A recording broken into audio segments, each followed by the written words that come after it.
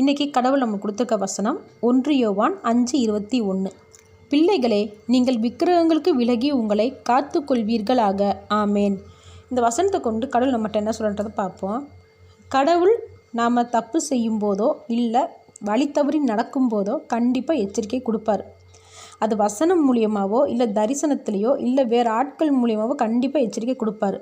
இந்த வசனமும் அந்நிய தேவர்களை வழிபடணும்னு நினைக்கிறவங்களுக்கும் அந்நிய தேவர்களை வழிபடுறவங்களுக்கும் கொடுக்குற எச்சரிக்கை இந்த வசனம் மூலிமா கடவுள் கொடுக்குறாரு.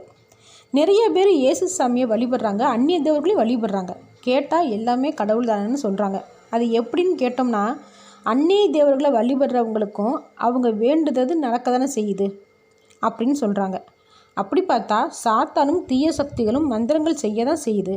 மந்திரங்கள் மூலயமா நிறைய காரியத்தை நடத்த தான் செய்கிறாங்க. அதுக்காக கடவுளும் சாத்தானும் ஒன்றாகிருமா? இல்லையே. இயேசு கிறிஸ்துவுக்கும் அந்நிய தேவர்களுக்கும் உள்ள வேறுபாடுகள் நிறைய இருக்குது. நம்மளை எத்தனை காரியத்தில் கடவுள் நம்மளை ஆசீர்வதித்தாலும் அது நிரந்தரம். அது யாருனாலும் எடுத்து போட முடியாது. அது சாத்தானாலேயோ இல்லை அந்நிய தேவர்களாலேயோ நம்மக்கிட்ட இருந்து எடுக்க முடியாது.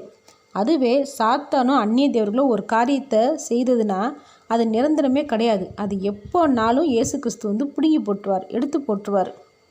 கடவுள் வரும்போது பூதங்கள் அழிந்து போகும்னு இந்த பைபிளில் சொல்லப்பட்டிருக்கு. பைபிளில் சொல்லப்பட்ட மாதிரி நிறைய விஷயங்கள் நடந்துக்கிட்டே இருக்குது. அது நம்ம எல்லாத்துக்குமே தெரியும். அதில் இதுவும் ஒன்று.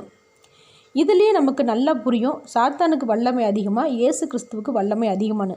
அதனால் என்றைக்குமே அழியாத இயேசு கிறிஸ்துவை மட்டுமே விசுவாசிப்போங்க. ஆமேன்.